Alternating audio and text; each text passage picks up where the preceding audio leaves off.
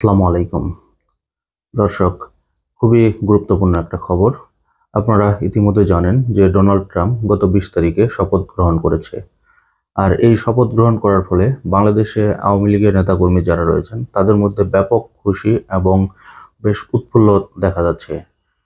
তারা এতটাই খুশি যে তারা ইতিমধ্যে ফেসবুক বা সোশ্যাল মিডিয়ায় বিভিন্ন রকমের পোস্ট দেওয়া শুরু করেছে।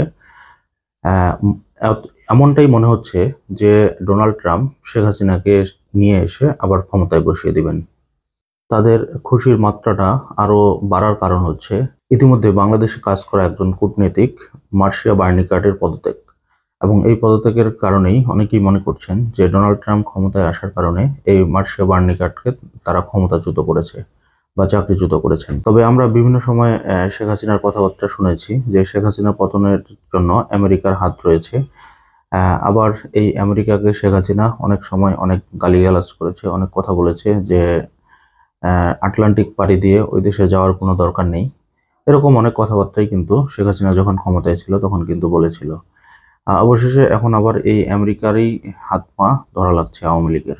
তবে এটা নিয়ে অনেক নেতাকর্মী অনেক রকম কথা বলেছেন। তার মধ্যে অন্যতম আওয়ামী লীগের একজন নেতা এম আরাফাত, যে সাবেক তথ্য প্রতিমন্ত্রী ছিলেন, তিনি বিবিসি বাংলাকে একটি সাক্ষাৎকার দিয়েছেন। সেখানে তিনি বলেছেন যে আওয়ামী লীগ ক্ষমতায় থাকার সময় দল ও মুখপাত্র হিসেবে ভূমিকা রাখা সাবেক তথ্য ও সম্প্রচার প্রতিমন্ত্রী মোহাম্মদ আলী আরাফাত বিবিসি বাংলাকে বলেন যে তারা মনে করছে যুক্তরাষ্ট্রের বিদায়ী বাইডেন প্রশাসন বাংলাদেশের ক্ষেত্রে সমর্থন জুগিয়েছে, ট্রাম্প প্রশাসন সেটি করবে না বলে তারা মনে করেন।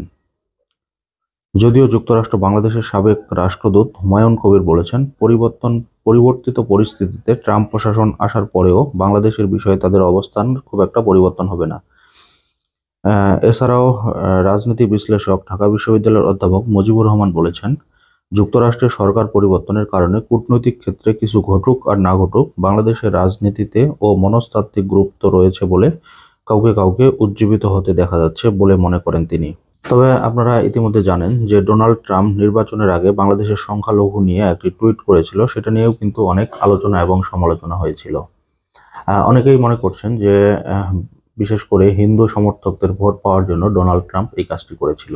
এছাড়াও এম আরাফাত আরও বলেছেন যে ডোনাল্ড ট্রাম্প যাদেরকে পছন্দ করেন না, বিশেষ করে বাইডেন প্রশাসন যেহেতু ইউনূস সরকারকে সাপোর্ট দিয়েছিল, সেই দিক থেকে তারা বলছেন যে ডোনাল্ড ট্রাম্প ইউনূসকে সেইভাবে সাপোর্ট করবে না, আর এজন্যই মূলত ইউনূস সরকার বিপদে পড়তে যাচ্ছেন, এমনটাই ধারণা করছেন এই আওয়ামী লীগের সাবেক তথ্য প্রতিমন্ত্রী এম আরাফাত।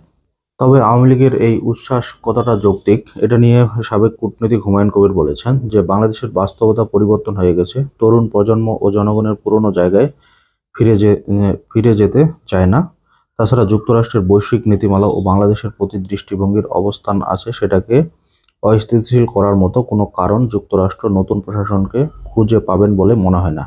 ট্রাম্প প্রশাসন আসার পরেও বাংলাদেশের বিষয়ে তাদের অবস্থান খুব একটা পরিবর্তন হবে বলে মনে করি না, এমনটাই কিন্তু তিনি বলেছেন। তবে সত্যি কথা বলতে যে আমেরিকান যেই ক্ষমতায় আসুক না কেন, তাদের যে নীতি বিশেষ করে বহির্বিশ্বের জন্য, সেই নীতিগুলো কিন্তু খুব একটা পরিবর্তন হয় না। তবে ট্রাম্প ক্ষমতায় আসায় আওয়ামী লীগ কি জন্য এত খুশি হচ্ছেন, এই জন্য কিন্তু এখন পর্যন্ত সেইভাবে তাদের তেমন কোনো প্রতিক্রিয়া দেখা যায়নি। বিশেষ করে নেতাকর্মীদের মধ্যে যেরকম প্রতিক্রিয়া দেখা গিয়েছে, তারা যদি এতটাই খুশি হতো তাহলে ইতিমধ্যেই কিন্তু তাদের লোকজন মাঠে নামতো। আমরা কিন্তু মাঠে ইতিমধ্যে তাদের কোনো নেতাকর্মী বা কোনো সদস্য, তৃণমূলের নেতাকর্মী কাউকে কিন্তু মাঠে দেখিনি। তো কি জন্য তারা এত খুশি হচ্ছেন? এটা কি শুধু সোশ্যাল মিডিয়ায় মানুষকে দেখানোর জন্যই এমনটা করছেন? তবে এই ক্ষেত্রে একটু বিএনপির কথাও বলি। এক্ষেত্রে বিএনপিরও খুশি হওয়ার একটা কারণ রয়েছে, কারণ বিএনপি বিগত বেশ কয়েকবারই বলেছিল তারা আওয়ামী লীগকে নির্বাচনে চান। তো ট্রাম্প ক্ষমতায় আসায় যেহেতু হাসিনা দেশে যে কোনো মুহূর্তে আসতে পারে, সেই হিসেবে কিন্তু বিএনপিরও এটা একটা খুশির কারণ। দর্শক, যারা মনে করেন যে ট্রাম্প ক্ষমতায় আসার ফলে হাসিনা যে কোনো সময় দেশে ফিরে আসবে, তাদের কাছে এরকম কোনো তথ্য থাকলে কমেন্টের মাধ্যমে জানান। সে মতো এই পর্যন্তই। আল্লাহ হাফেজ।